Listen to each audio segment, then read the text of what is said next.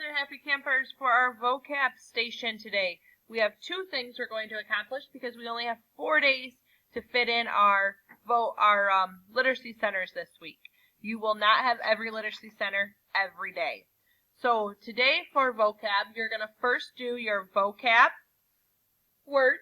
Your vocab cards, you're going to cut these apart, look up your definitions.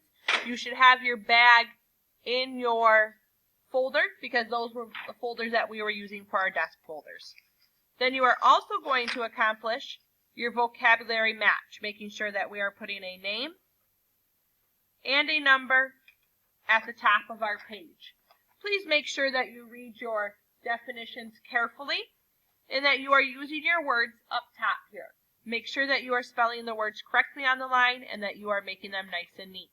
Make sure these things get into your folder for that when you are done so that they can come back and be graded. Happy working!